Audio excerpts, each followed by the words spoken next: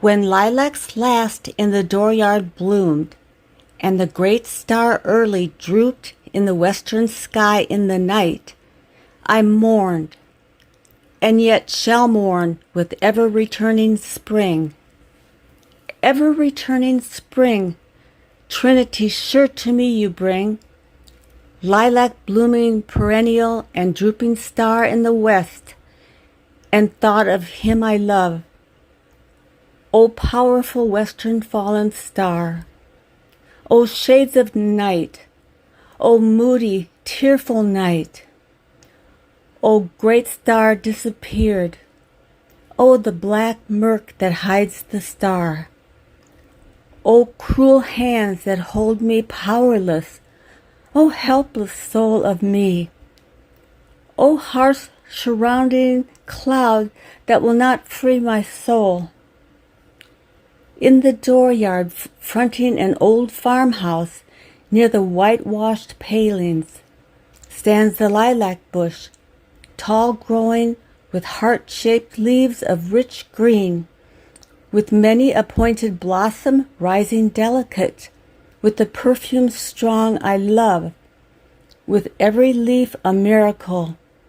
And from this bush in the dooryard, with delicate colored blossoms and heart-shaped leaves of rich green, a sprig with its flower I break.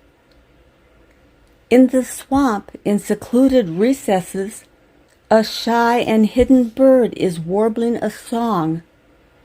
Solitary the thrush, the hermit withdrawn to himself, avoiding the settlements, sings by himself a song, song of the bleeding throat, death's outlet song of life. For well, dear brother, I know, if thou wast not granted to sing, thou wouldst surely die. Over the breast of the spring, the land, amid cities, amid lanes and through old woods, where lately the violets peeped from the ground, spotting the gray debris. Amid the grass in the fields, each side of the lanes, passing the endless grass, passing the yellow-speared wheat, every grain from its shroud in the dark brown fields uprisen, passing the apple tree blows of white and pink in the orchids, carrying a corpse to where it shall rest in the grave.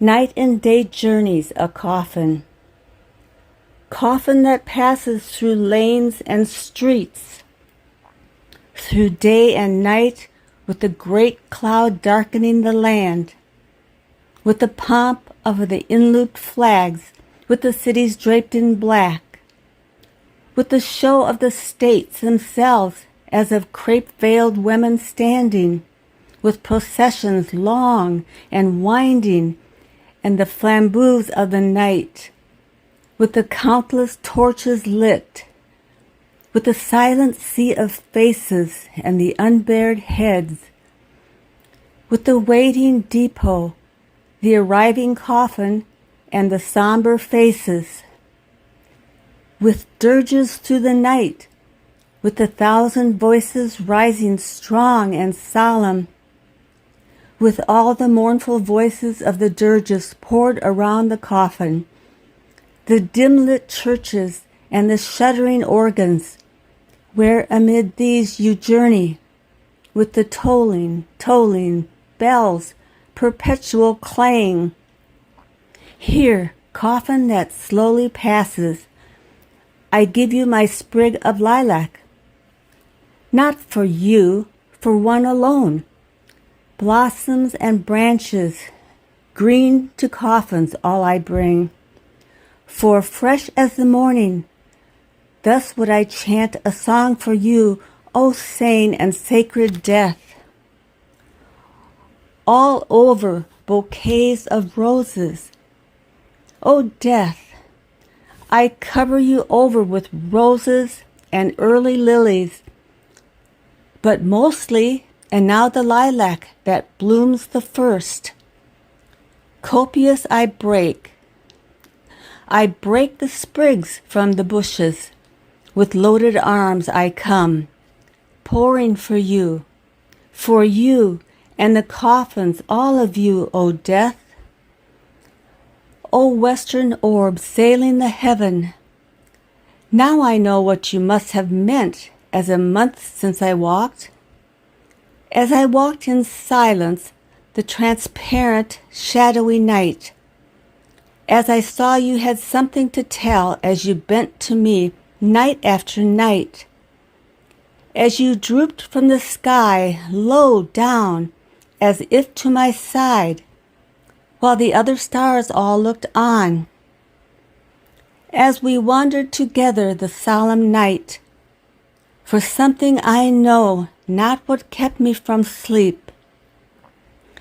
As the night advanced, and I saw on the rim of the west how full you were of woe, as I stood on the rising ground in the breeze, in the cool, transparent night, as I watched where you passed and was lost in the netherward black of the night, as my soul in its trouble dissatisfied sank, as where you sat orb, concluded, dropped in the night, and was gone.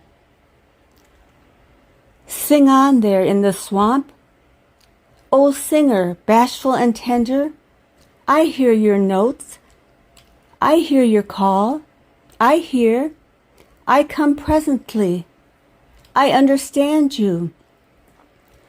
But a moment I linger, for the lustrous star has detained me.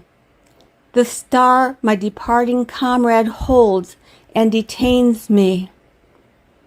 Oh, how shall I warble myself for the dead out there I loved?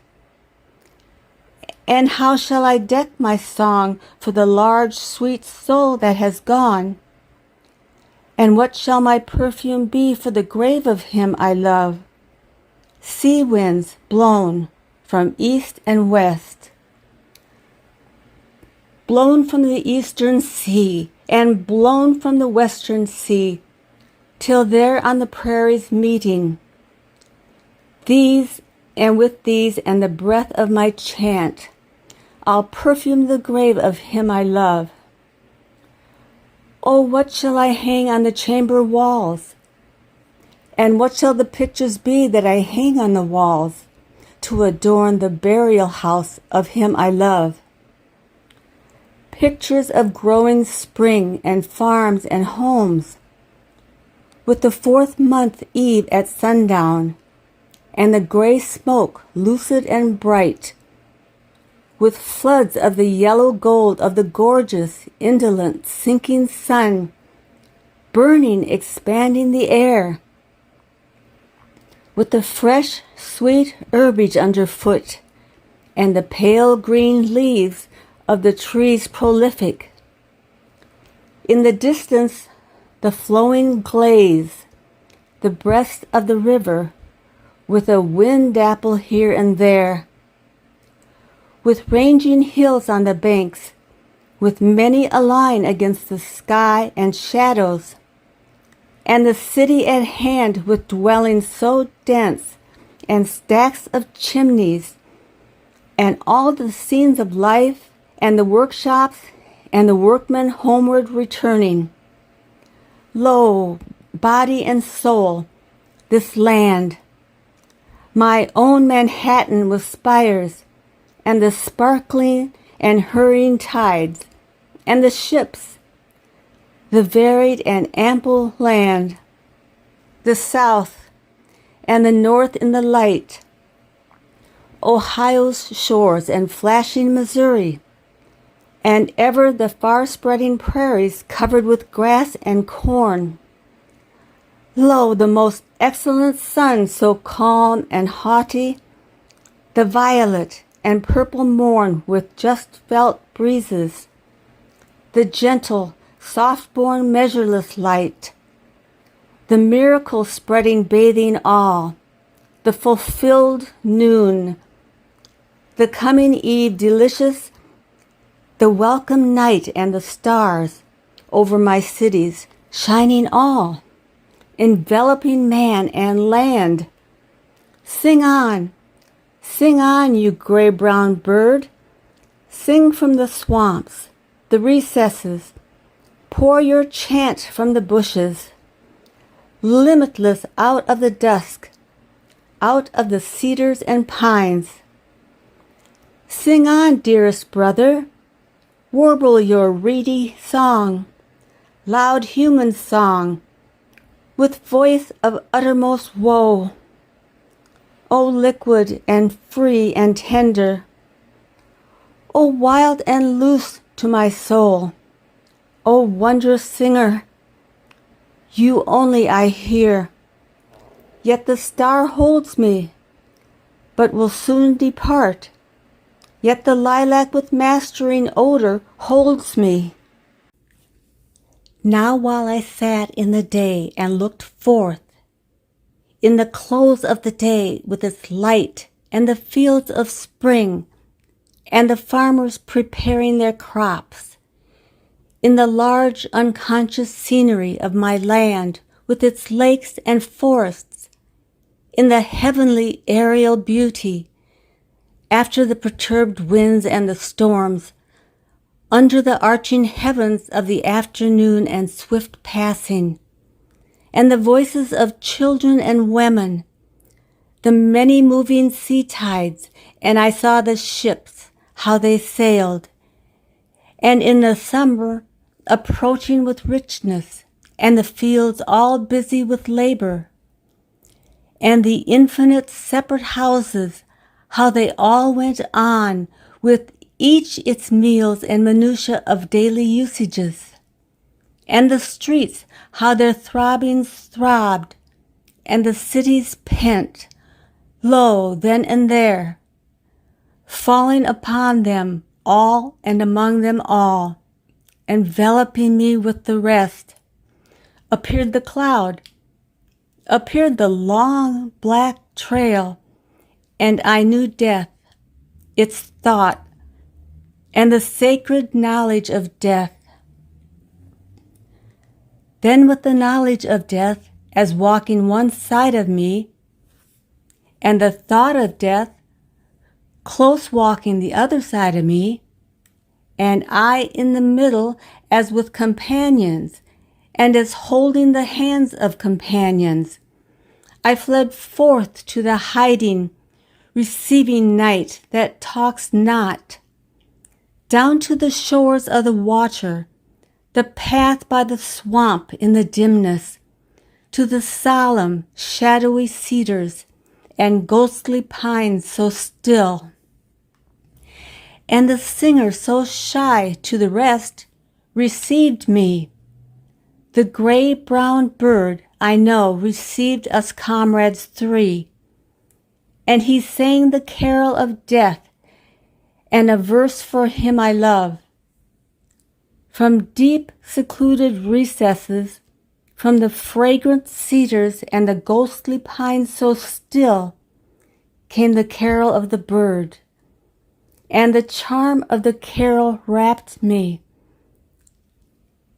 as I held, as if by their hands, my comrades in the night, and the voice of my spirit tallied the song of the bird.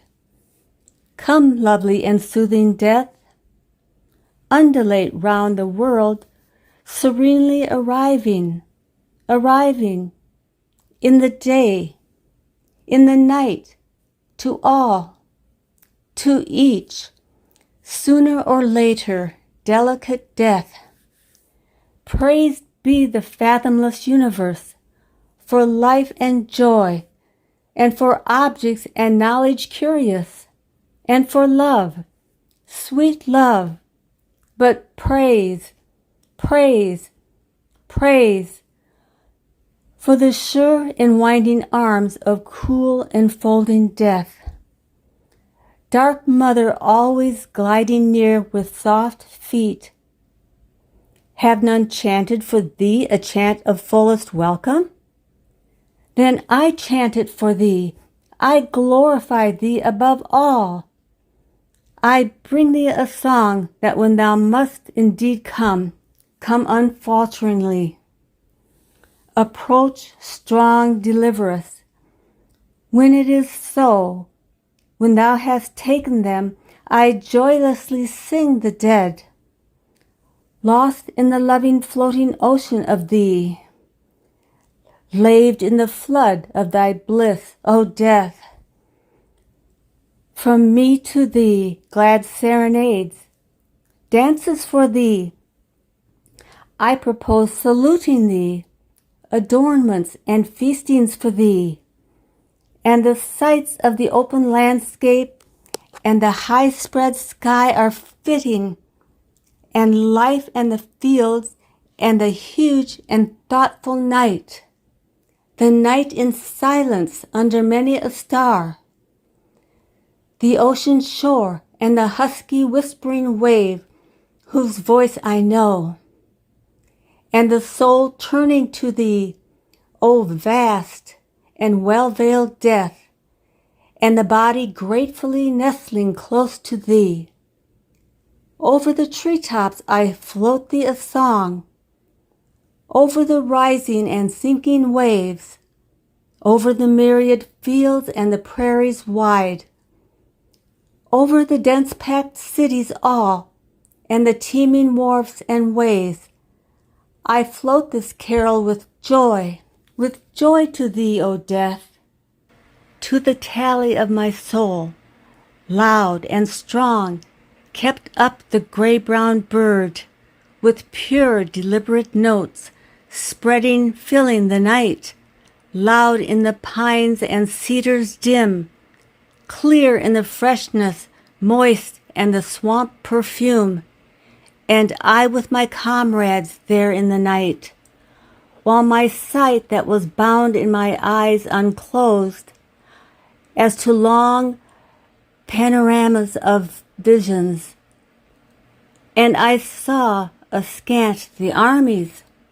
I saw, as in noiseless dreams, hundreds of battle flags, borne through the smoke of the battles, and pierced with missiles I saw them, and carried hither and yon through the smoke, and torn and bloody, and at last but a few shreds left on the staffs, and all in silence, and the staffs all splintered and broken. I saw battle corpses, myriads of them, and the white skeletons of young men. I saw them. I saw the debris and debris of all the slain soldiers of the war, but I saw they were not as was thought.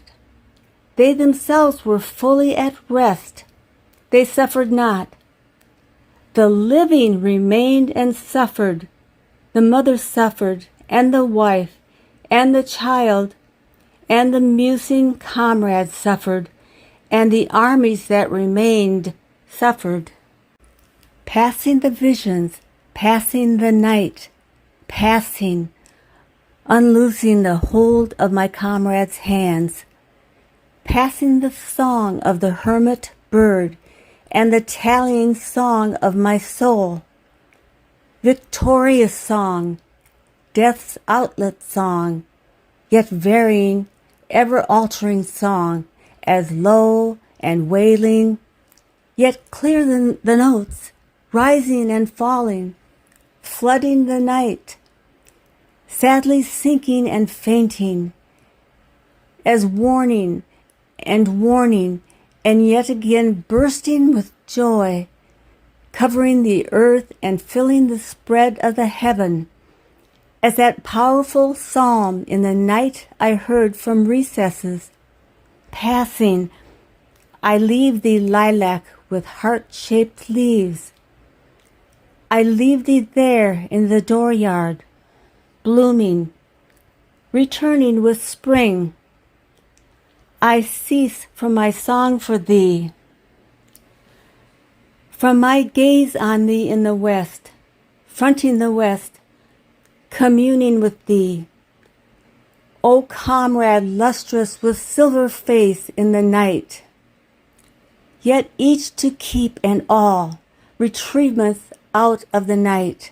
The song, the wondrous chant of the gray-brown bird, and the tallying chant, the echo aroused in my soul, with the lustrous and drooping star, with a countenance full of woe, with the holders holding my hand, nearing the call of the bird, comrades mine and I in the midst, and their memory ever to keep, for the dead I loved so well, for the sweetest, wisest soul of all my days and lands, and this for his dear sake.